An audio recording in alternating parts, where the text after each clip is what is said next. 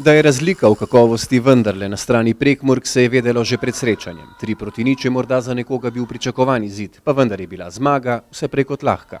2 seta je še nekako šlo, v 3. setu se je ustavilo, čvrsta ekipa Triglava nam je nudila dokaj močan odpor, tako da sem mogel poklicati nazaj glavne igralke in v bistvu tudi po sreči smo uspeli dobiti tudi zadnji niz. Prvi niz, ki se je končal z rezultatom 25:13, bo šel hitro v pozabo. Nato so Triglavanke svojo igro stopnjevale. No, nasprotnik je vseeno prvoligaška ekipa, močna, stoji zelo dobro tudi na lestvici v prvi ligi.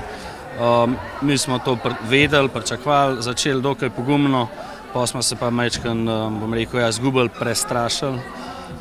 Ampak se pa je seti z igro, ko smo videli, da lahko v igri pariramo, potem smo začeli igrati.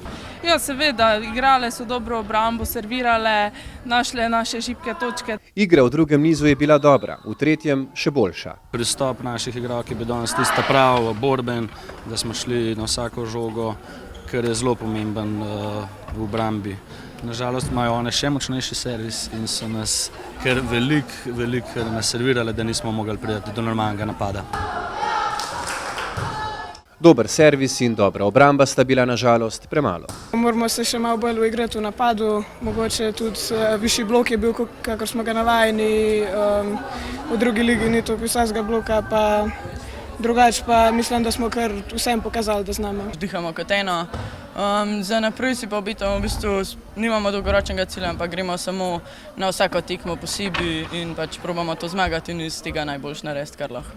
Glede na homogenost kranjskih odbojkaric se lahko v prihodnje nadejamo dobrih rezultatov. Korak za korakom, točka za točko, niz za nizom, zmaga.